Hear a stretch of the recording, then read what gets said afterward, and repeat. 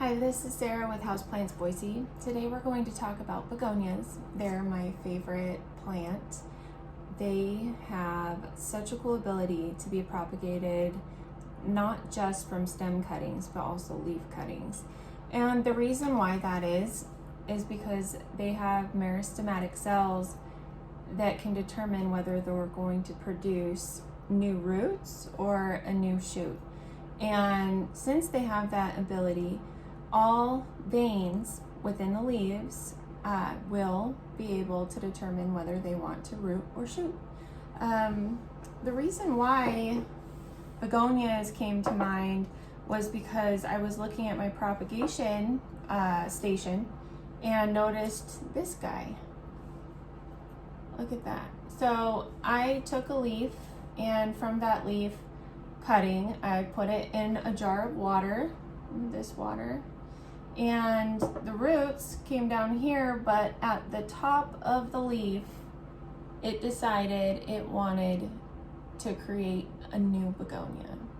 It's pretty cool.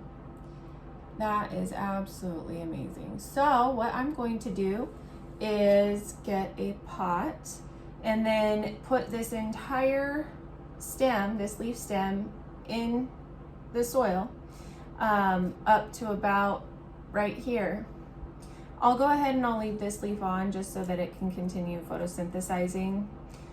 I will be fertilizing it fairly heavy, and I have a brand new begonia. I got that leaf off of this begonia. I don't know the cultivar.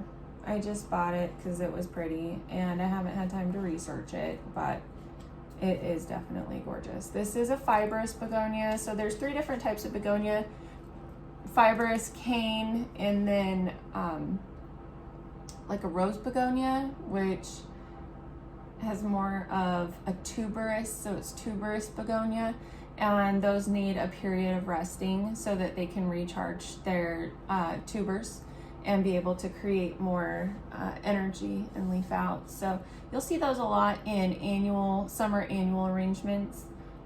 Beautiful. I'm pretty sure the Grateful Dead and Sublime both spoke and sang about rose begonias. Not the reason why begonias are my favorite, partially a reason why, but not the total reason why.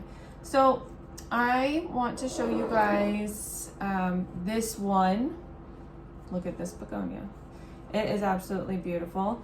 This all came from this one leaf right here. Look at that. That is thick. It's been under a grow light and has been fertilized quite heavily. That's baby tears. Don't mind that, Pilia. Just look at the dense leaves, all from one leaf. I still haven't cut the guy off. I bet you anything I could get in there and divide that puppy out. Hundreds of plants. I started another one off of that guy. Look at this one. See, this is where he decided to put little guys out. You see that? It's kind of fuzzy. Come on.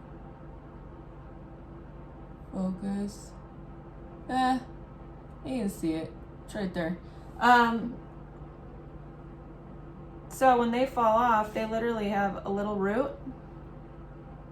You see that or not? Come on. A little root. It is sticking up right there. And put that in dirt and you got a brand new plant. It's about, shoot, I don't know, probably at least 20 plants there.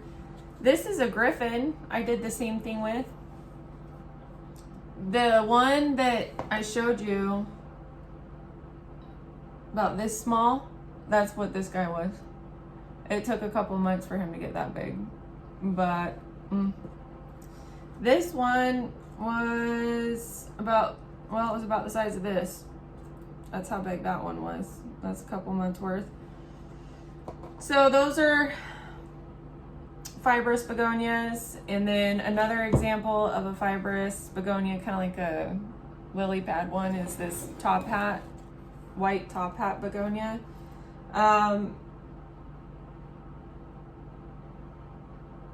I would just take a stem cutting. I wouldn't even mess with the leaf on that one. It's been through winter, so I fertilized it a little bit. It's a little stretched out. And then you've got the cane begonias. This guy was transplanted and then it was moved, so it's got some shock, but I think it's actually a girl. They're technically all both, but yeah, it's like Jenny or something. And then this one, oh, look at that baby. Look at the dots on that. Leaf or stem on this. These are cane begonias. They get huge. They're beautiful. They're one of my favorites. This is where my love began. I saw one of these, and then I saw a lily pad begonia, and then I saw a Rex begonia, and then I saw a top hat begonia, and it was like every single begonia. Have to have it. The griffin's pretty funny. This is one I put in an summer annual container on my balcony last year, and took a cutting so it could come inside and I could have new ones. It's really attractive in those summer arrangements because the foliage is just so rich and shiny, and the colors are hard to come by, and it does really well outside. It's actually surprising a little bit for me. Rex begonias are good too, but they just don't do it like a griffin. Like, they are nuts. They just do so well. That's about it. Oh, there is another plant that is super common, is a house plant that also has meristematic stem cells in their leaves, and that is the St. Paulia, or the African violet. So this leaf was looking a little shabby, and I took it off so that I could make new ones, and you can kind of see them there on the end. This is the mom plant right here,